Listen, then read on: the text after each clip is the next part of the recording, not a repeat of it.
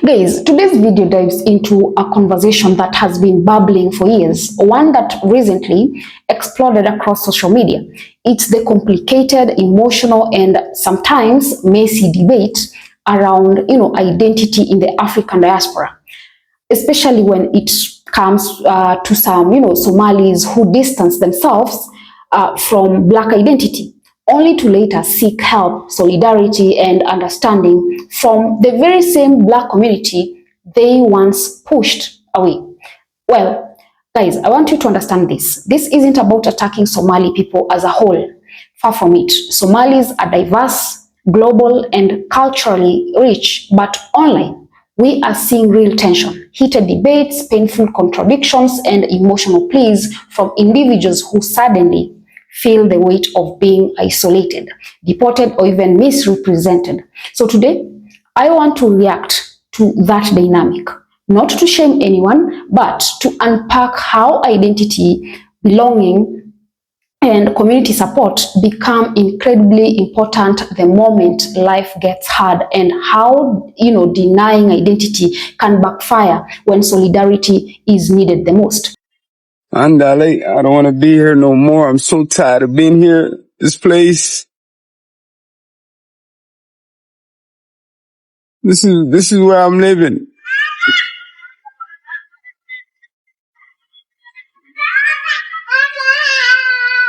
I'm so tired of it. It's just like, I want to go back. I don't want to be here no more. I don't cut my hair. I don't shave. I don't do nothing. I just want to go back. The Somali refugees / immigrants / unnaturalized citizens have no desire to join the American way of life. Their goal is to move in, fake assimilate, and change our country to theirs. How do I know? Watch the news where over $1 billion was stolen from Minnesota tax-paid citizens. And guess what? Our judicial system threw it out. Is that not un-American? Why do they treat being deported as a consequence? Like you're going back to your place of origins, right? But this same man is begging Black Americans on lives. All the way in Texas. What I'm gonna do from Texas, bro? Hey, thank you. Hey, research on love. Right. That's why a lot of us need to start going to school, man. We understand one thing. The Embassy of America is based also in America as well. It's the headquarters. Okay. So like, you can go down there. You need to get back to headquarters. I ain't used to, man. That's how they fly. I guess y'all got a lot of cows and horses over there. Bro, what you mean? Bro, I'm in the crib. How are you gonna talk about anybody where it's pitch dark where you're at? Literally, the only light you have is the light from your phone bouncing off your face, and you trying to have jokes? But watch this rebuttal. It just snatched the soul out of his body. Shit, man. Right now, they sent me back to Somalia. You know where Somalia is at? They sent you back to who? Somalia. Somalia, the Horn of Africa. My shit, you got deported, bro. That was a long pause. Like he was in mourning of the life that he used to have in Minnesota, just gone. Damn. And he's a grown man. How Uncle Sam said, it's not what your country could do for you, but what you could do for your country. Do something for your country, bro. Not what your country can do for you. Ask what you can do for your country. You know who needs these Somalis to be in the United States? People in Somalia. Because in 2023, remittances to Somalia alone totaled $1.7 billion, which is more than the entire Somali government budget. Jeez. Well, that is true, especially during the Civil War and people were starving. All of them couldn't make it. So let's say there's a family of 10 people and 1 or 2 of them made it to either the US or the Europe. Of course, they need them to be there to survive, and they're going to send back whatever they can to their family back home to, stay alive, or to buy groceries, to buy food, to pay for, it's not really that much. Like $300 to $500 could take care of a family of 5, 10. I don't think there's nothing wrong with that. This money is not directly I'm talking about the majority of people that send money back home. They're not taking the money from the government. They're sending their hard-earned money to their family. They should have no say what they do with their money, especially if they're sending it to their family. I'm not mad at the Somali people. I want y'all to hear me loud and clear. I am not mad at the Somali people in the state of Minnesota. I'm not mad at them. You know why I'm not mad at them? Because what they're doing is what happens when people come together to build an empire. And that's what they have done and are doing. They have created an empire in the state of Minnesota. And they are unified by one ideology, by one politics called Islam. They're not divided by some gender ideology. They're not divided by feminism. They're not divided by some type of queer politics or anything like that. They're not divided by liberalism. Because Islam, the kind of Islam they practice, it is resistant to liberalism. It is resistant to feminism. It is resistant to any type of ideology that would disrupt them internally. And you know what's so interesting? I'm going to say this. You know what's so interesting? What they're doing is what the Nation of Islam has been preaching since the 1930s. The Nation of Islam has tried to get Black Americans to do the same doggone thing since the 1930s. Elijah Muhammad preached it. Malcolm X preached it. Louis Farrakhan preached it.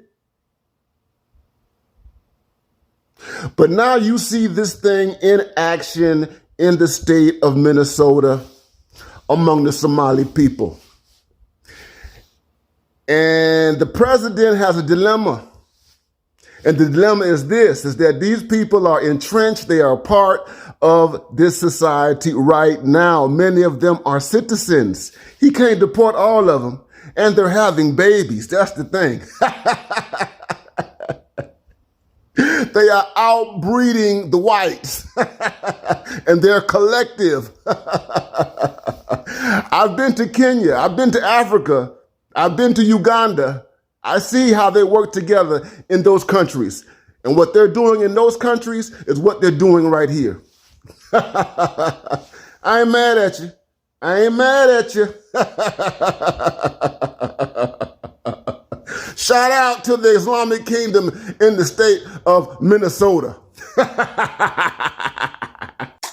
What a lot of people are reacting to online is the contrast. The same individuals who once said, we are not Black, now turning to Black Americans, begging for, advice, comfort, or even sense of belonging after facing hardship. But let's understand this. The deeper identity for many immigrant groups is shaped by trauma, colonial borders, clan history, religion, and survival. Some cling to the difference because they think it protects them from discrimination. Some reject Black identity because they fear the stereotypes attached to it, in the West. Others simply grew up with different cultural definitions of Blackness. Yet, when reality hits, like deportation, social pressure, discrimination, or even isolation, the truth becomes unavoidable. You need community. You need solidarity. You need people who understand struggle. And time again, it is Black communities, African Americans, Afro-Caribbeans, Americans across the continent who show up, who speak up, who extend empathy, who fight political battles that protect everyone. So the real question isn't why a Somali is asking for help now. It's why did anyone feel the need to distance themselves from a community that would stand with them in the first place? Now, let's break this down because the situation goes deeper than, just memes, reactions, or even jokes. This isn't just about one Somali TikToker crying online. It's not about one deported man begging, strangers in Texas for advice. It's not about one emotional, live stream where someone says, I'm tired of people, talking about me. What we are seeing is a larger pattern in diaspora identity politics. A pattern where, people reject blackness until they need the protection and unity that blackness provides. For years, parts of Somali online spaces have insisted, we are not black, we are Somali, not African American, we are East African Cushitic, different. And yes, culturally, historically, linguistically, Somalis are distinct. Every group is distinct. But here's the part people avoid. Being distinct doesn't erase being black. Distinct doesn't, cancel solidarity. Distinct doesn't make you immune to racism. Because the moment life gets difficult, whether it's discrimination, deportation, media stereotypes, or political attacks, the world does not suddenly say, oh, wait, you are different category. No, the world treats you as black. The system treats you as black. The justice system sees black. The border sees black. The employer sees black. The police will see black. You can reject identity online, but you can't outrun how the world sees you. And that is where the crisis hits. We saw it clearly in the deportation clip. A man who proudly dismissed black identity suddenly found himself calling black Americans bro, king, family, as he begged for answers. He wasn't mocking anyone. He wasn't, superior anymore. He wasn't distancing anymore. He was mourning the life he used to have in Minnesota and turning to the very community he once dismissed, looking for what? Comfort. The saddest part, Black Americans still responded with empathy, still gave advice, still showed compassion, still stood in solidarity. Why? Because solidarity is core to the Black experience. Historically, no matter how many times people pushed, away, we still show up when they are hurting. But the bigger message here isn't, see, now you need us. It's this, how you never, needed to distance yourself from, Black people in the first place. Because the same unity that protects African Americans also protects Africans. The same unity that defends Caribbeans protects Somalis. The same unity that uplifts Black immigrants uplifts Black citizens. Solidarity isn't optional, it's survival. And when Somalis are attacked politically, who defends them? Black communities. When false claims are, made about terrorism funding, who speaks up with facts? Black leaders. When the media dehumanizes African immigrants, who challenges the narrative? Black commentators. When politicians try to create fear around, Somali neighborhoods, who pushes back? Black organizers. Who shows up for Somali communities, centers, businesses, mosques, and, families? Black people. So the idea that distancing from, Blackness provides safety is one of the biggest misconception floating around the diaspora. Instead of creating distance, it creates isolation. Instead of creating superiority, it creates vulnerability. Instead of creating pride, it creates contradiction. And when hardship hits, identity becomes brutally real. Now, here's the truth. Somalis are, Black. Blackness is a global family, but families require honesty. If some Somalis want support from Black communities and, many already receive it, then there must also be accountability for the years of distancing and disrespect, not to punish, but to heal, because healing requires acknowledging that our histories are, intertwined, our struggles overlap, our futures depend on unity, and Blackness is not something you only claim when life falls apart.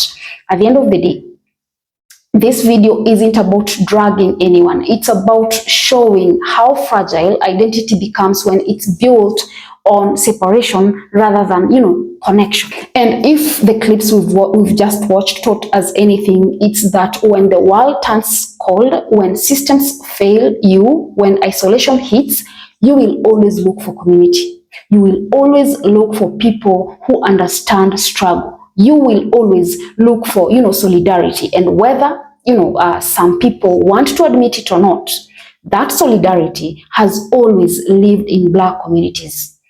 It always will. Now, guys, drop a comment. Let me know. What are your thoughts? Also, remember to subscribe, like, and share as well. And until next time, bye-bye.